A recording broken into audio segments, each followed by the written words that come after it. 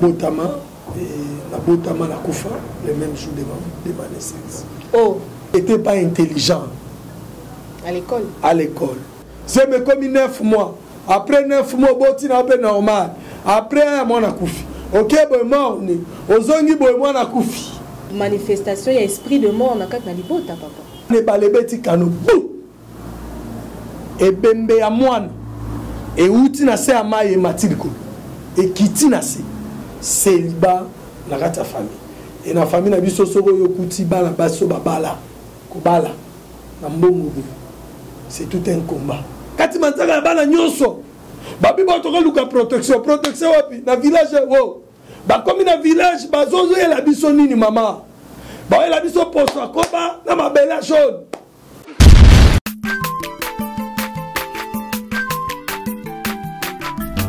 Aza mwana moto te po akosangai abongwa ni pete po awangata Nzambe ya le Nazarien, le Nazarien, le Nazarien.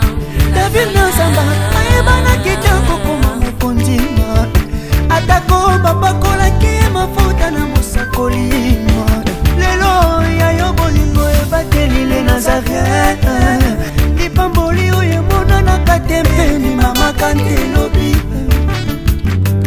kolapie mapapu masopi mafuta toko kisi ena elongo na Nzambe oyo babenga na makomi Jésus.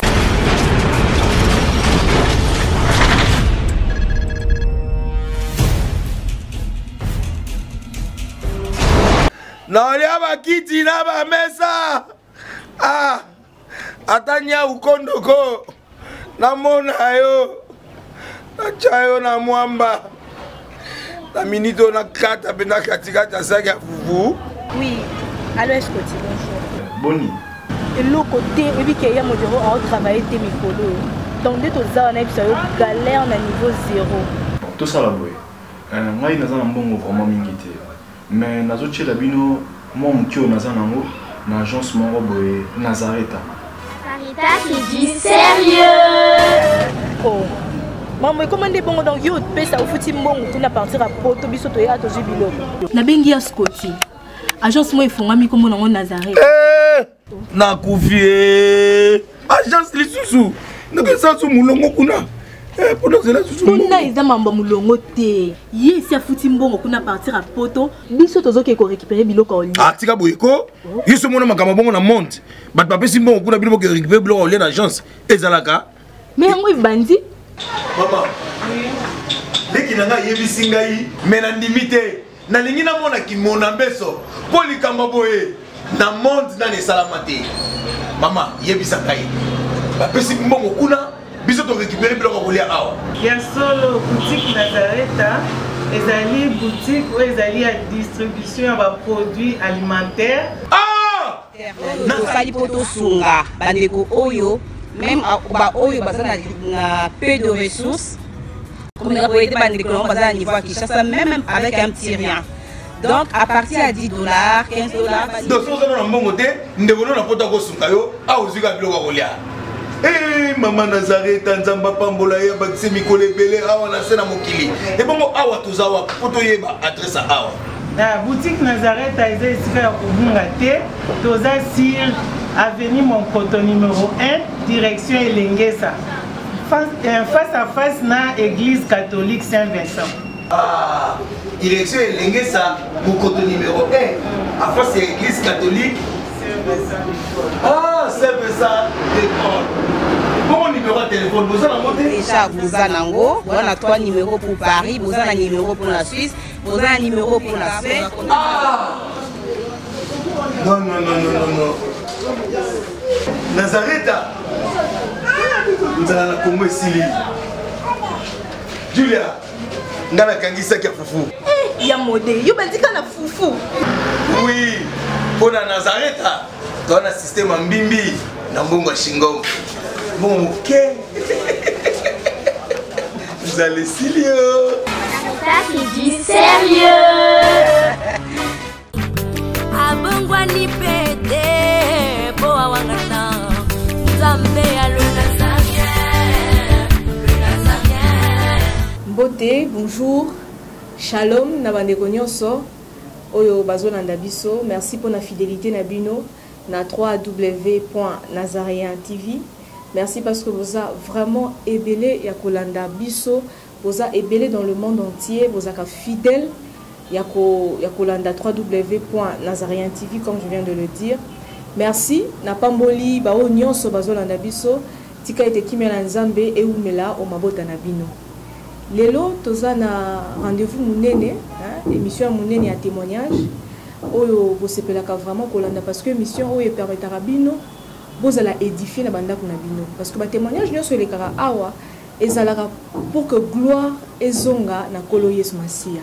Nyonso elekaka awa ezalaka vie oyo mutu à l'équinango, ba difficulté à connaître, banzela ne sont à l'équinango, et puis mutuana les kaka pour que la xabana nanzambe que je viens de quelque part, et ta la bisika na komi, pour servir nabiso comme exemple, et puis to zwa o ezaya malamu peut gloire ne sezonga et pas nzambe. Nazanga mon côté na plateau, je suis avec un invité pour découvrir très bientôt, mais avant na pesa micro na invité nanga na pesa mbote na kolekana na régie to suivre élément oyo puis na sima na représenter bino invité nanga pe na assure que vous sepela pour découvrir ce que zanani régie.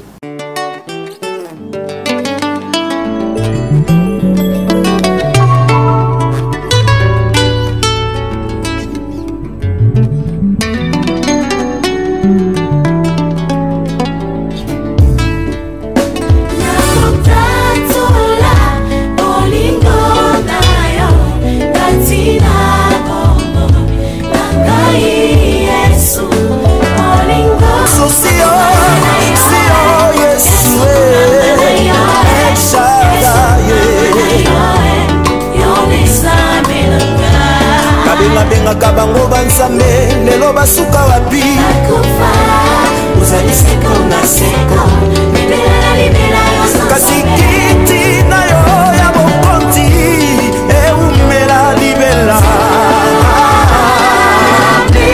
kombo na ye kumama na yo Yesu na yo papa na ngaye yo besame makasi ya basantu siyo Yesu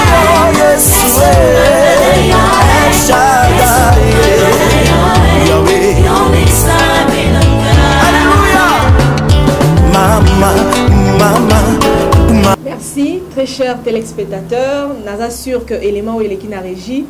Et c'est Pélissi Bino, et c'est Pélissi, la députée céleste, la princesse de l'éternel, Madame Tiffany Mokwa, et c'est Pélissi, où yabiso maman, Nabengake Igwe. Yemoura est place à Zali, maman Mariam Piam. Donc là, il y a français, Piam. Donc, papa Silikate, maman Mariam Piame. Donc, voilà, Nzambe Azalokumu. Je m'en vais directement saluer mon invité pour que Bino peut avoir la possibilité à Kolandaï, à se présenter. Et puis, nous avons Sabino, ceux qui ont routinaye, Wapi. Bonjour, serviteur de Dieu. Bonjour, maman. Ça m'a pas mal. Amen. Ngana Bengio, pasteur Arthur Samuel Ewangu. Mais il y a Bissaba Nzambe aux années. Oui, Naza pasteur Arthur Samuel Ewangu, comme l'a dit la reine de Dieu. Amen.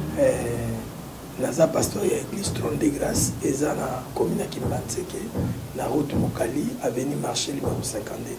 Donc elo naza yango. Voilà, merci.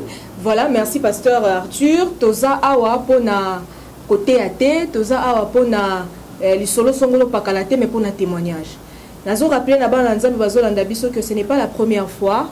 Pasteur Arthur a ya déjà na ba plateau na biso a lobela déjà. Donc on a koloba comment on appelle la première partie à lobela qui sur l'apparition bateau thème et tout et puis utilisation nango na ba famille parce qu'il est passé par là. Première partie, deuxième partie à lobela qui conséquences à pouvoir coutumier. Donc à lobela marambo belé exactement en profondeur on a juste au cas bas titre. Les lots en a troisième partie. Mais avant tout côté la troisième partie na rosenga na pasteur Arthur à ça la moi rétrospectif s'il vous plaît azonga moi sima pour na bana nzambe boyeba il s'agit de quoi comme ça à kokota troisième partie papa nanga vous le micro. Merci maman Zamba Bambola naïbsaka bande nyonso balandaka témoignage oyo eza histoire vraie. Et cette famille n'a pas encore disparu. La famille est encore là.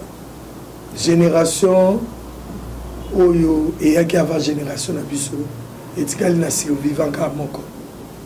Et biso de bibengaka la génération sacrifiée mais délivrée par la grâce de Dieu.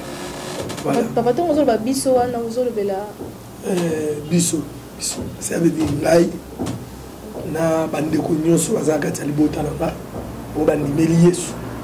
Atomi bengaka bongo génération sacrifiée mais délivrée par la grâce de Dieu. Ça veut dire famille sacrifiée qui mais nzambe a kamola kibiso. Témoignage na biso et bandaki par naissance na ngai na botama na kufa le même jour de ma naissance. Oh, na c'est quoi qui peut le même jour parce que so ina c'est quoi qui était na ngai na survivre. pasteur expliquer na botami na botami na boatu wana wapi na Makanza. C'est un village que les gens connaissent. Parce que ceux qui vivent dans la forêt, yebi, ceux qui sont dans la yebi, parce que la maman na zemi na nganda. Et ça qui est abouti na nzela. Donc la manière de conservation à la guité, na kufaki. Quand on a commis l'hôpital, médecin a diagnostiqué que na kufi. Pas que ne coller là. Et à ce temps-là, il n'y avait pas de morgue. Parce que corps il y a bébé, bah même on a ndaku pour arranger les conditions dans lesquelles bah on les la mona. Et c'est là où je me suis remis et ramené encore en hôpital jusqu'à ce jour où je suis vivant. Et Bandiwana, bon, tu as quitté ma réalité familiale au Izalaki. Je pense que dans la deuxième partie, il y a un témoignage dans l'accès Kibiso qui était mon grand-père. Parce que l'histoire commence par lui. Mon grand-père était un chef coutumier. Au Babengi Bango, un chef de clan. Et chef de clan, on a à Balara Moissité. À Balara Moissité. Papa a botié, à Kendaro Kangele Moissi, Koutagiba la base, bon Sokola, à mon Moissimo à Kitoko. C'est bien, à Zumo la Moissouana. Dans mon village, Oyo Yé, le Kola Yé, à son époque, il était aussi chef de clan, à Zumo la Moissouana, à Yéla qui est Koko Nabiso. Maman on a boti papa na. Et là ce que papa oya biso ayaki ko botama na kati ya libota wana. Qu'est-ce qui va se passer? Il va se passer que tango grand-père akufi papa zaki monoke. Et tango papa zaki monoke, il faut battre successeur pour que pouvoir wana ezala continuer. Continuer là. Et go sala na parcours ya papa Botinga ayaka ko botola moi si il y a chef coutumier oyo a remplacé qui papa na zomona ba conséquences et ça a amené l'esprit de la stérilité célibat na kata famille et na famille na biso soko yo kuti bala baso babala ko bala na mbongo c'est tout un combat tozongi na origine de omona ke koko moko boy Balara était et tu es quand tu es on ne savait pas que dans ta famille tu as un pifo bokoko pifo ça pouvoir pouvoir bokoko tu es pas garanti mais tu connais moi j'étais malade un pouvoir parce que koko c'est qui chef coutumier oui non seulement c'est qui chef coutumier a hérité qui ngando tango azui mwasi ya bato ateye na ndako chef wana akufi ngando wana au chef wana bandai ko dominer parce que tu ne peux pas être chef coutumier sans le pouvoir astral. Donc c'était comme un totem. Voilà. Le pouvoir astral est symbolisé par le totem. Donc ils ont bongo. Et tant qu'il a commis chef, il hérite d'abord le premier héritage qu'on lui donne c'est le pouvoir astral. Le pouvoir astral, dans le village Nabiso, c'est le crocodile. Crocodile, ngando na lingala. Tous na bango na deux formes. Na lingala ya solo, tous na ngando. O ba bengi ngando normal azaka munoko mulai. O ba bengi nkoli azaka munoko mukuse. azaka deux races soki na race wana oyo munoko mukuse ye wana nde oyo abandaki diriger famille. Il donne les richesses. Les richesses donnent comment? Par la voie de la pêche. La pêche, il y a le bambis. Oui. Donc, tu vois quelqu'un à qui la pêche, lorsqu'il revient avec beaucoup de richesses. La première partie, on appelle ça qui malade ou nabelaki. Et la l'accès qui commence que les parents, parce qu'il y a une capacité au big sanga bien que le menga langamba. Kuna langanga ça qui va jouer délai. Mais mutakende ko big sanga ça qui a grand-père na biso. Tanga big sanga il a mis une loi. Alobaki na vinanga na rotikala ko belate. La suite à témoignage na repé ça yo qu'est-ce qui s'est passé. La deuxième partie na l'accès qui commence que na kati ya vinanga vu conséquence ya maladie na belaki qu'est-ce qui s'est passé. J'étais pas intelligent. À l'école. À l'école. J'étais pas intelligent. Bah par rapport à mon normal, mais ça qui normalité. Et ça qui caractéristique ya ba mayele oyo monde des ténèbres bazo utiliser mayele na yo. Et ça qui caractéristique. La deuxième partie n'a pas ça qui ba élément. Maintenant lelo nazolinga tokota na troisième partie oyo na kati na yango le crocodile dont on a parlé la première partie a se manifesté qui m'a casse. Ouais, je rappelle aux téléspectateurs que dans l'intitulé en coup de manifestation il y a esprit de mort na kati na libota papa. Oui, na deuxième partie peut ba benga ki on kan lingwana manifestation esprit de mort na kati na libota. Oui, et ça sujet a bien tokende. Qu'est-ce qui va se passer? D'accord, on continue. Allez-y. Il se passe que papa Langaï a balaki 4 femmes. 4 femmes. Première femme, c'était une sorcière. Deuxième femme, Abo Tarati. Troisième femme, Azobota. Mais là-bas. Quatrième femme, c'était ma mère. Maintenant, Tobotami, je suis l'aîné de la famille. Âge à papa Nangaï, normalement, roba la maman Nangati. Soto ye nango lelo, de l'obi viol, na minère. Pourquoi? Parce que papa, a botinga, azaki mukolo ya koko yo, a boti mama. Vous comprenez? Azaki mukolo ya koko ya boti mama. Et ne na biso ya famille. Mwana liboso papa. Aza mukolo ya maman ya botinga. Donc, maman a boti azaki lokola mwana et pas papa. Voilà. Utuno la ninga gotuna yango. Donc, azaki lokola mwana. Tanga balie azo saka na pena bana ya papa. Parce que azaki nega loa mwana muki. Abotinga na âge à 14 ans. Na simananga, il y a une fille. Derrière moi, il y a encore une autre. Derrière la fille là, il y avait un garçon qui était mort. On a expliqué pourquoi Koufaki.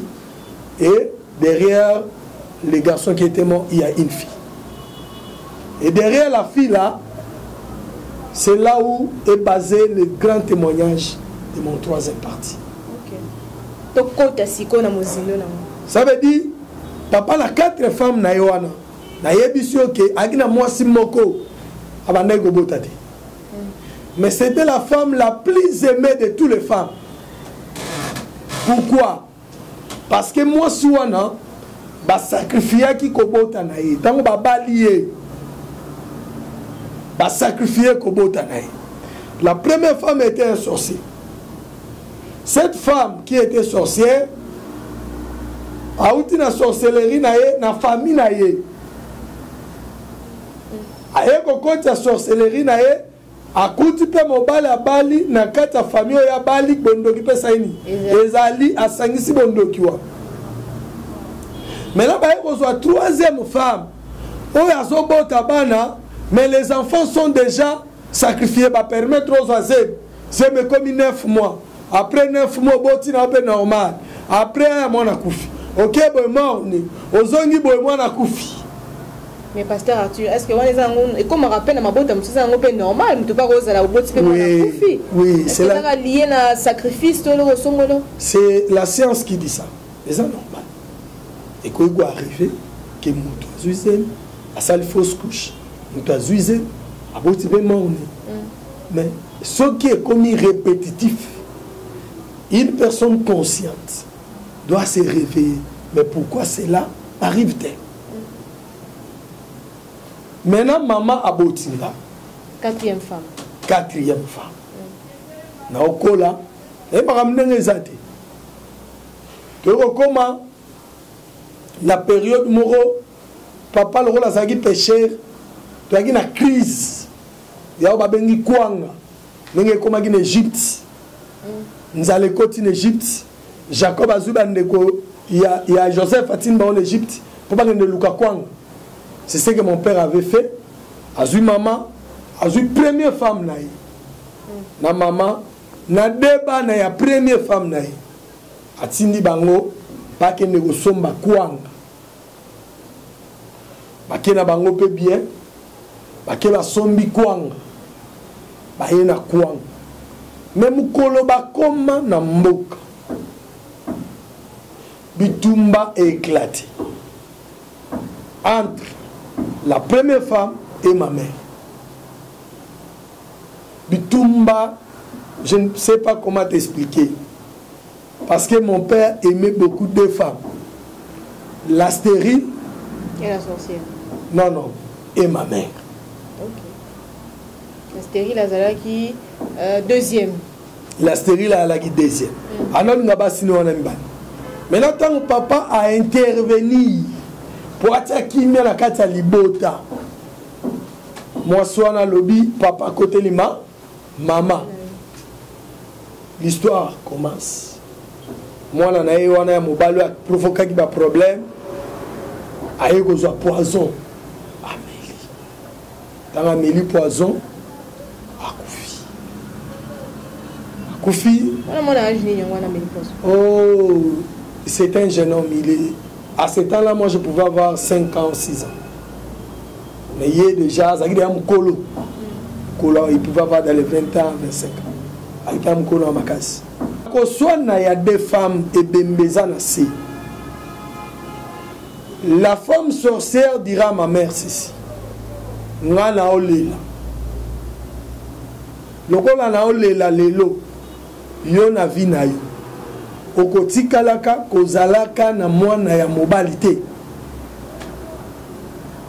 Robota na yo. Mais okotikalaka kozalaka na mwana ya mobilité. Malobe bimi. Tango malobe bimi, matange salami. Oya okendo kunda bakeba kundi. Makambo kenda tina justice ya mbandaka.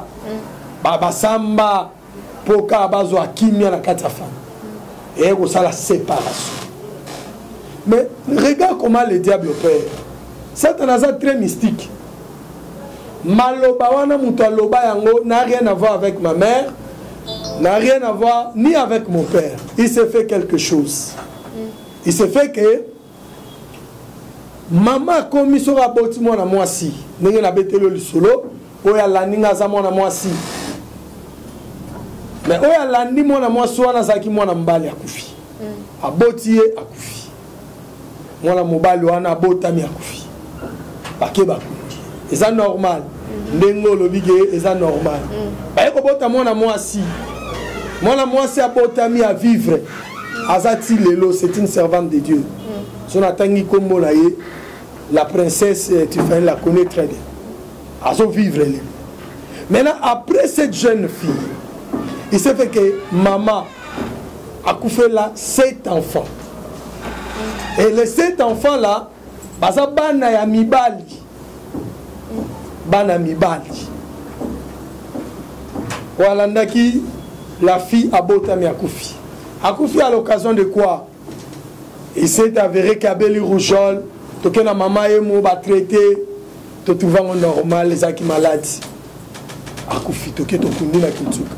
On a déjà bolongwe mboka, on a déjà tolongwe mboka, to déjà na Kinshasa. Yami balé papa botamia une année 2 ans 3 ans 4 ans tolamuka na tongo fièvre bamemi na hôpital akufi totrouvanga normal ya misatu abotami abeli même scénario akufi na maladie ka ya rougeole. Mais personne ne comprenait en réalité ce qui s'est passé. Personne ne comprenait. Ce qu'on a mis ça à Koufi, maman lobi mais comment c'est nga na bota bana na ngai ba okufa. Abosa ni maloba rival na ya lobaka na yeke na vi na yo okotikala ko simba mwana mobali te. Ayebi ngo soute. Il faut protéger la famille. L'homme sans Dieu, ce n'est qu'un animal. Batu bazo kufa boloroti manzaka batu. Bakati manzaka bana nyonso. Babi bato luka protection wapi na village wo. Ba comme na village bazo zo la biso nini mama. Ba la biso poso akoba na mabela jaune. Batanga na sambetu. Na sambetu na bango ba paresi ka balalaka. Baté mabela jaune na poso akoba e vana nango kuna. Oh sambetu na bokombola yango te. Et ça prend la protection na bino. Babota raté, baboti. Une année, 2 ans, 3 ans. Moi, on a koufa à Tassaïni. Moi, on a koufi. Ote, il faut que les bisognes sont beaucoup. Bakem beaucoup. Biso ba auto tigana kisasa. To otanga la biso classe. To vandi. Na mboka babeti 4 ans. Baboti mwana. Ya mobali. Molana mobali akoli pe bien. Navanda rakisa sawa. Congé ngabite. Nazamba le qu'il faut que Luka manière ya kozonga classe. Fona ke ne congé na mbo. Nazuma suwa na ke akuti ba parents bavandi. To komi kuna to lali to lamuki. To lali to lamuki. To lamuka na tongo. Mwana na mbeto balala kina ba parents azate. Azate ya kolimwa to azate ezaki sasa te ezanganda. Ce n'est même pas un village. Nakata nganda wana il y avait que 3 maisons. Ndako bana, ndako ba parents, na kikuku. Le reste là c'est la forêt, c'est le fleuve. Abandi ko luka mwana, bato abandi ko lele mwana. Siko maman diable soka zo luka via batu. Azana ba stratégie nyonso azwaka. Na mituna mutuna. Obi moustiquaire à l'époque quand les allaient quel moustiquaire. Ezaki moustiquaire ya ba sac à farine. Obi combien sac à farine soki ba koto na kata nini ko kanga mbetu. Mais moi na wana bimande ngeni. To vandi. Papa patongo. Na monika papa botinga zukiti. Azu mutata. Mutata. Eza kombo. Mon araba vieillard nyonso ba chef coutumier batambola. Azu kitinae c'est quelqu'un qui connaissait ce qu'il faisait. Azu kitinae até ango au bord du fleuve. Até avandi. Koto batu ba olela yazu kitina avandi a otaleba. Batu ba leli 12 heures juste. Il faut ba resembler là. Ko sambele za bien. 12 heures juste. Maye bandi koningala. Maye bando sala tourbillon. Le pasteur Makata au beti sur la 12 heures juste au beti 7 nango pona nini. Parce qu'est-ce qu'il y a de particulier na heure wana? Parce que le diable il connaît le temps. Mais l'homme qui vit sur la terre ne connaît pas le temps. Diable habitant na contrôle la terre ya batu. Ayebi ke otaki na chaîne na soki 5 jours, habitant aux la faiblesse au kokaso bon de la terre, le diable connaît le temps. Na 12 heures juste tourbillon bani na fleuve. Tika na décrire yo ilo ana ndenge zalaki. To zalaki na croisé ya 2 mailles. Mai musu ezo utabo, mai musu ezo utabo. Biso to ana songe. Sko tourbillon ezo salema. mutu nyonso okanisaka ya bibo nesa matourbillon eza ngoka normal eza mai nde ezoningana tokana ebale betikano bu ebembe ya mwana euti na se ya mai emati likolo ekiti na se babandi kodirige yango lokola filme ezouta kuna na katikati ya fleuve ezoya fale etioli te eyeti na libongo esika mokolo mwana avandaki donc papa na yo ekotikela ebembe na ye mais mase eloko eyebisanga nakoyebisa ose que j'ai décidé na suite ya makambo na kingo awa manzaka ya ngando sko na libumu awa 4 mines oyo ekota ikoto na ekota ikoto ya bébé wana il n'était pas un bébé un garçon de 6 ans il peut entrer dans l'école azaki bébé te comme mundanga na bosa na koma mwana te parce que film wana on atala en live et lekelanga et depuis ce jour là na koma banga papa abotina siko elakisi nini ke tia yena ovanda wana no yene mutu abimisaki corps wana ko mana mai to azako solo na bilima ça voulait dire quoi le fait siko on est comprendre le makam ça voulait dire quoi le fait que na ko vanda ça voulait dire ceci on n'est papa là boko va na nzala boza nzala soka za na fleuve azuka boatu na azu mutsato na oloba no wana azu ekwankwa ebe nkwankwa ezali lance flèche ba grand pêcheur ba kina na ngo pêche atango wana aebisi mwasi na bi lamba des gens tukana ya la biloko kolia akei il avait son chien dans l'eau son chien oui son chien c'était les crocodiles c'est lui qui le commandait alors kenda vani na kwa moko boye bino bomona ina poko tala bambise belé pendant que toute la nuit il n'a pas fait ça. Et moi aujourd'hui que j'ai compris nengona répondre à la question na yo nengona comprendre makambu il parlait avec son crocodile pour que le crocodile lui remette son enfant. Cela veut dire le crocodile réclamait le sang pour lui donner la richesse azonga nango Kinshasa. Mon bato bele ba na nini na mabongo na bino wana aena 50 panya mbisi aena soki eloko nini aena soki na combien de sacs à fufu yo mona ti poisa gram banda koluka aena ngo azo yango ndenge nini. C'est comme ça que mon père venait soki aye azonga bo ane eloko te akoya na tana 100 paniers ane eloko te. Pourquoi? Parce que l'argent est lié par le sang et le pouvoir astral.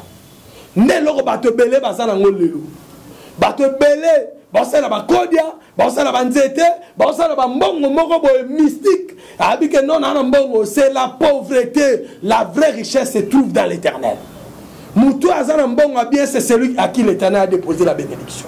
Mais pasteur toi qui ne peut te zonger pas kodia wana et ça la rappelle pour na bola mon famille généralement basala nango basunga libota pesikoto bayaka na matanga ma sœur bayaka na matanga kele na likambo malonga boya sunga yo sungote et surtout so za mwana nzambe apeso mbongo ate aozele bembe ne bembe la bimisa mbongo na ye bayaka na matanga landa bango bien mutu nyonso aza na pouvoir astral pour sunga yo il faut za na kana ye soit à utiliser la chance nao soit à utiliser la bénédiction nao utiliser on dit a ko utiliser yango parce que ce qu'on zo lia oya ye pas ozo oya yo il connaît bandi mama kabela bango te oye bandenge nini ke mutu azana source ya mbongo na eza purement ancestral. C'est le discernement. Ah mais papa bado so tinde bazana discernement il faut sambela avant on dit mamuta kabela il faut sambela mutu akoki ko kabela yo eloko ezala ya mingi ya muke nyonso elekaka na libondeli soki mutu apesi yo eloko koboya yango tozwi mais obondeli na nzela libondeli nonongo osala avant utiliser mbongo wana soki eza mbongo mabe die peut te donner les directives abizongisa akoloba noko liango te kabela ngo mutu. C'est comme ça.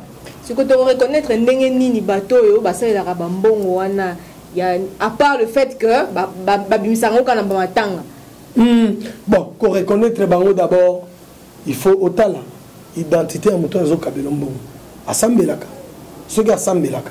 Prière en weza ya catégorie ni parce que toi la bato ba osamba na bibebu bamusu bakoti na église hein alobi azosambela mais il ne prie pas dans la vérité. Vous comprenez? Mais la première question ça c'est mituna yango wana est-ce que mutoyo azosambela akabeli ngambongo na bien sina ke na pas na yaza député asoki na nazan oui akabeli mbongo c'est pas mauvais mais mbongo ya kabeli azo ngo wapi et ça ba jeune fille belé asaki na normal ka mbongo ba kabeli e bebisi vina asaki na molima prostitution ta continue prostitution pourquoi ndengo tuna une question oye bango ndenge nini c'est parce que ba effet o memi na kata vie ya mutuana na nzela ya mbongo on peut t'envoûter. On peut commencer à utiliser même ta bénédiction parce que maman a dit aux étoiles à ma case, bah kabelio 10 000 francs, bah sombio. Mes réponses c'est dans la carte de la Bible. Qu'est-ce que Jacob a fait pour sa bénédiction à Esaü? À somba qui a somba par l'échange. On la paix change la bénédiction dans Zéla. Moutoua kabelio de fait que lui sans discernement au lieu au utiliser. Vous comprenez? Mais mutu oyo azumbongo oyabi origine a été assemblé yango a neutraliser ba effet nyonso a relier mbongo wana sans problème. OK, pasteur Arthur, continuez au côté en profondeur. Voilà. Tango effet wana salami ba lokoti mwana. Ba zumwana comme akufaki na mai on devait l'enterrer le même jour. Pour ba kundaye faut que na village ya ba papa. Bazo ki ba boîte nous sommes allés bakundi moi lobi na tongo na lai na la mukina bisi papa na ozo abi otena na prêter talaka mutalaka nengeza bambisi za te ozo ndenge ni rentrée scolaire ngala bisi na bi na zozonga ndenge na ola la lobi na tongo soki na la muki maso nyoso na moni ezo tsole ki ne Kinshasa ngai na zozonga apesi na réponse à lobi oyage pananga pesanga 3 jours. C'est ma 3 jours. Ma souhait au leka awa. C'est ma 3 jours. Ma souhait au leka awa. De retour. Maman, vous savez bien ici. Nous tous sommes bimina tongo. Tango zoa rozonga. Baboto ya banda opéché n'engoza baboto ya 3 pieds. Plein. Papa. Babi boyo le rolo kende classe kende. Voyage non en attendant au Bangaï. Et cela avait continué. Mais pendant que ça continuait, na se ambetu na bango, et ça qui n'a pas soit bala mabeli, soit disant que ça protégeait. Il y a un aïe saban en zambo baolandanga. La vraie protection se trouve en Christ. Jésus, c'est lui qui est le vrai protecteur. Et tant que vivre wana après 6e à Kokufa. 7e. Donc, 7 garçons. 7 garçons. On a voyagé dans Kinshasa.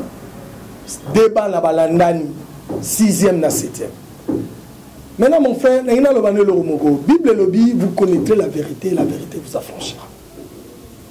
Or, maman baïbsare babina vinaye à cause à jamais dans mon ambali. Sur mon ambali, atikala ki moko aso vivre zakinga. Ya ngoye ba Yesu. Et le kinyo sur la piabato. Pendant que nazo ke nemboka na ebaki déjà Yesu. Nasina yambaki Yesu na vinanga. Mais on a mis le scénario à souk.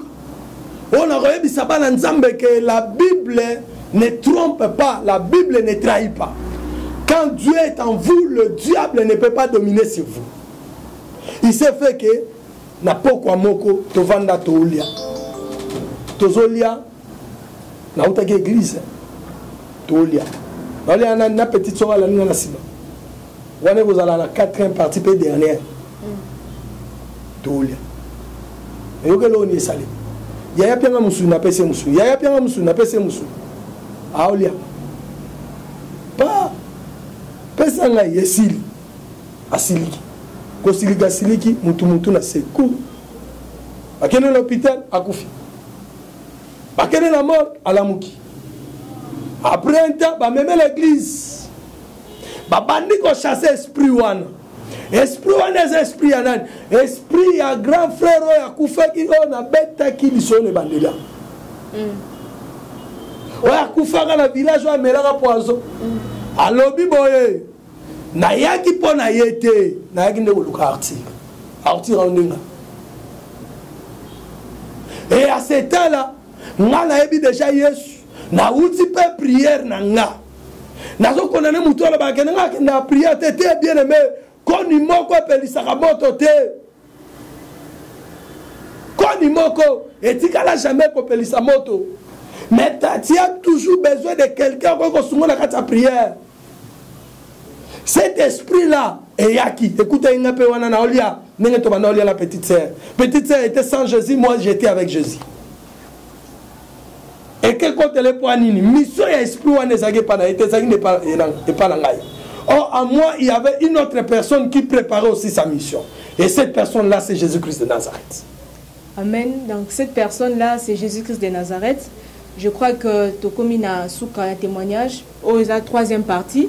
Et ça souka il y a journée mais un témoignage parce que pasteur Arthur a continué nango ba na nzambe bo retenir place ni to souki boko yeba la suite après dans nos prochaines émissions. Pasteur, le dernier mot pour na ba na nzambe okoloba na bango nini qu'est-ce que les enfants de Dieu doivent retenir na o to lobeli lelo.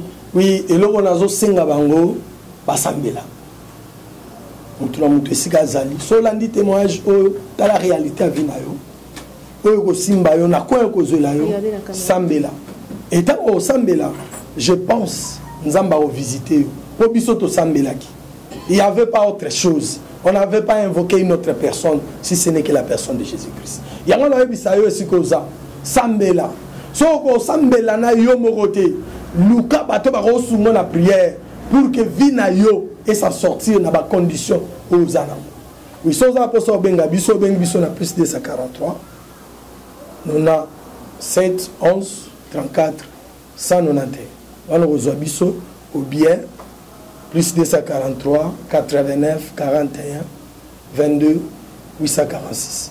On a reçu facile, nous tournons autour de Toroyanolayo et Zambé a reçu suite Zambé. Zamba Pambolabino. Merci, Zamba Pambolabino, Nyonso Bolandi Biso. J'espère que Nzambe vous a vraiment béni parce que témoignage et ezalaka l'isapong était histoire annoncée et histoire vécue. Donc objectif nango ezalaka pour na ko interpeller Nzambe pour que bao bazaki akolala bala muka bao bazaki na distraction bazonga na réalité et puis pour na ko dévoiler au message na ya Satana pour que gloire ezonga pa Nzambe. Nzambe azwa lokumu na bino bolandi biso.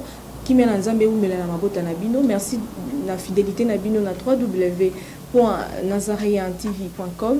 Merci Nabino Nyon Sobolandi Bisso. Je crois que le rendez-vous est fixé pour très prochainement, toujours avec le pasteur Samuel Arthur ou le pasteur Arthur Samuel Ewango. Donc pour continuer, j'espère que témoignage Oyo et Pambol Mabo Tebele. Quant à moi, je vous retrouve très prochainement.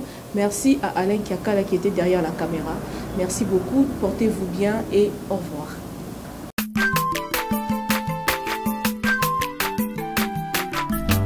Azamwana motote po akosangai abongwani pete po awangata Nzambe ya le Nazarien, le Nazarien. David Nzamba ayebana kitoko kuma mukondima atako babakolaki mafuta na mosakolima lelo ya yo bolingo ebateli le Nazarien lipamboli oyo monana katempeni mama kantelobi